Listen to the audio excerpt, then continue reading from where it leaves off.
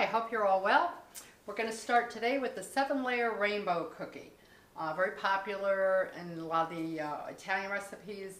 This particular recipe I got from the website cookingwithnonna.com. That's N-O-N-N-A, which is Italian for grandmother. And we're going to start today by taking 4 egg yolks, and I'm going to add them into the mixer. Okay, so we have the 4 egg yolks separated from the egg whites. And we're going to add 2 sticks of butter that's been chugged and at room temperature. And we're going to cream that together till it's a nice texture. It's only going to take about a minute. Okay, so once that's all combined really nicely, we're going to put in a cup of just regular granulated sugar. Start it off slow and then we'll speed it up. Now we're going to add 3/4 pound of almond paste, and I've put it in little chunks because you don't want big clumps in there. You want it to blend in nicely, and that also gets a little bit soft as you just leave it out on the counter, so it will blend in a little nicer. And I do chop it into little teeny chunks. You probably don't have to go to this extreme, but it only takes a minute. Okay, now we used up our 4 egg yolks, and we're just going to whip the egg whites so you get nice and foamy, because that's what will keep your recipe nice and light. You just want lots of little air bubbles in there because that's what makes it so good. And I'm going to start adding in the 2 cups of flour so we get a nice ball of dough.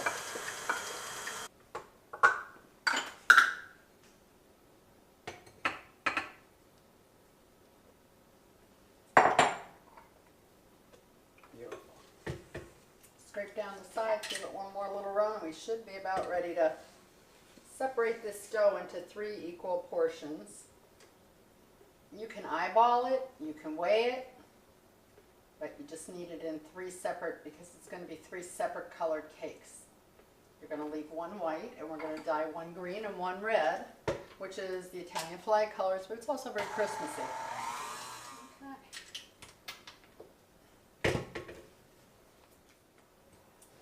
Okay, so I've divided the dough into 3 parts. 1 is going to remain white for the center, 1 will be green, and 1 will be red, as I said. And you can mix as much or as little food coloring to suit your taste. If you like a real dark color, you want it mild, doesn't matter. It's going to bake, it's going to lighten up a little. Grab a fork.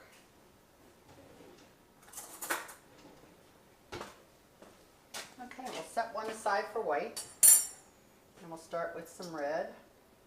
I have one that's almost going here, so I guess I'll use that one up first. I want it to be a bright Christmas red. Okay.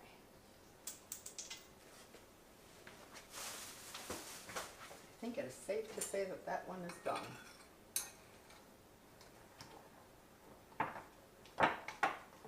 You want to make sure that you mix it well enough so that the color is thoroughly through. You don't want white spots and pieces. You want a nice and solid color.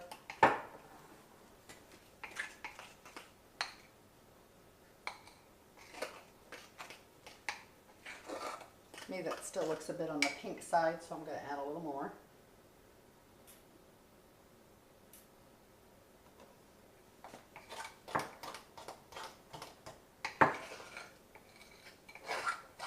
I think if you buy the paste, the color paste, you get a brighter color. But I happen to have these from, I don't know if it was Easter eggs or something like that, but that's what I got, so that's what I'm using. Some of you who have do a lot more baking may have the better colorings. Okay, so there's our red. Okay, so now we're going to make 1 green. Again, you want that mixed thoroughly. Consistent color all the way through the bowl. Okay, now we have our green. So the next step is to put it in 3 cake pans. These are the preferred. You can get them at most Dollar Trees. They're 12 1/4 by 8 1/4 and like 1 3/4 inches high. That's not nearly as important as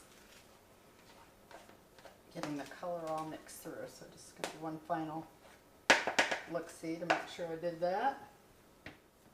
You want to work out as much dough as you can because these are really pretty if you can define all the colors nicely and keep a nice volume in each pan as equal as possible. So you want to spread it evenly across the bottom. You're going to end up trimming the edges a little later on after it's all baked when we're putting it together anyway, but you still want to fill each corner so that they're all as even as possible and you don't have so much waste to have to cut off at the end. You can always take what you do cut off and put it in a bowl for, if you have any little ones in your house, it's their little special treat because they don't mind if it doesn't look really pretty, the pretty part that you've cut off to make it nice.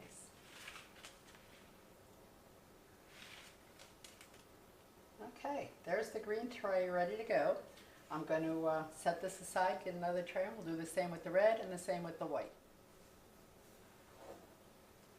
Okay, now we'll do the red. You might want to wear gloves if you're worried about getting any color on your fingers. Those dyes do leave your fingers with little marks. There's the bottom here. Okay, now we're just going to spread this just like we did the green.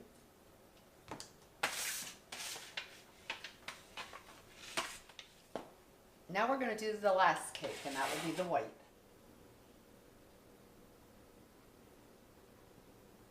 Okay, our cakes have cooled, and we're going to start with the green. And we're just going to flip it over. I have a piece of parchment paper. Comes right out. And I'm going to fill that with some apricot jam.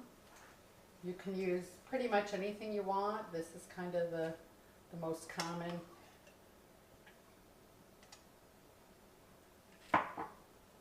You want to just give it enough to make it sticky and it'll go in the holes, and that's okay because we're not going to see this part anyway.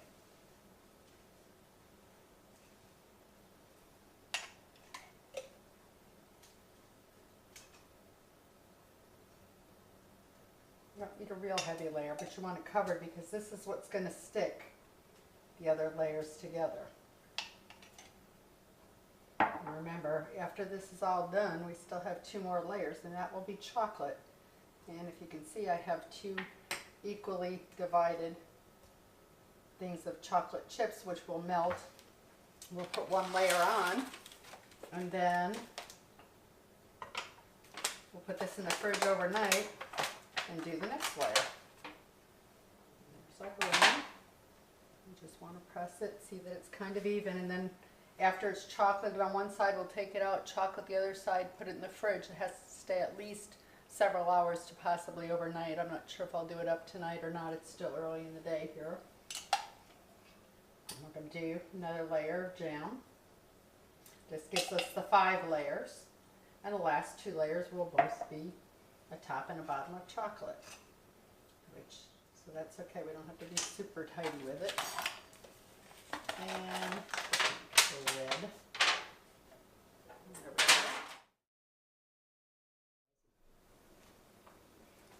I've divided the chocolate chips into 2 cups because we're going to put 1/2 on this side. We're going to trim it up, and we'll do the other side either later tonight or tomorrow morning. So I'm just going to dump this here, and it's hot. This is layer number 6. Our 7 layers. And we're going to spread it out.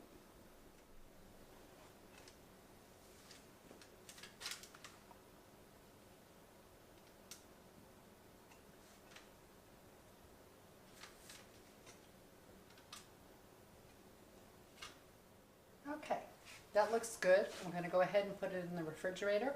Let this get nice and firm. Then we'll have to flip it and do the other side.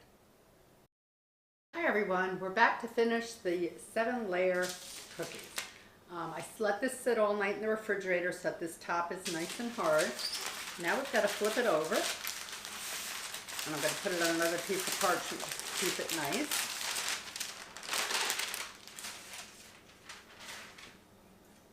Okay, curl down for me. I want to trim the edges a little bit. This should work fine. Actually, I want to flip it back because it'll be easier to do it on this side. And you're just going to go to the very edge because you just want nice flat corners. You don't need to take a lot off, but you want it nice and even so that when you cut it into slices, you're all set to go. A little messy, but that's okay.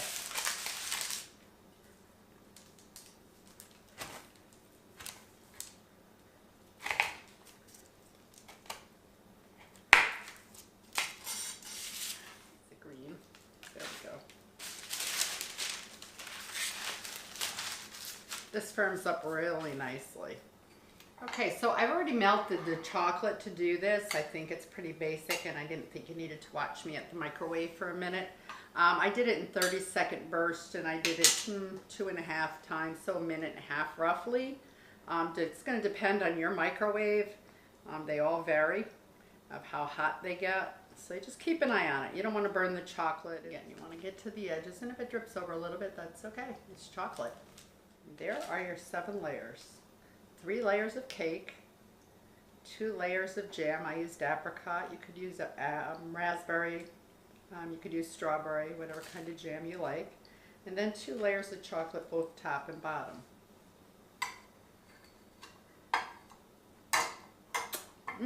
There it is.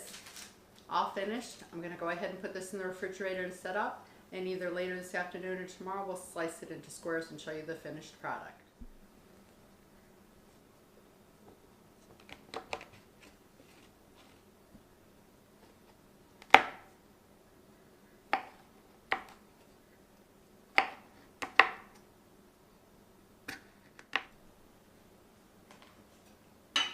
There it is. Beautiful. Again, I got this recipe from Cooking with Nona, from cookingwithnona.com. It's very traditional. I've tried to do her recipe exactly as it was done. If you enjoy my channel, please like, follow, share. I appreciate all of you who have watched all or some of my videos and commented to me personally, but please tell me if you tried, if you like it, show me some pictures of yours. Have a great Christmas. Merry Christmas.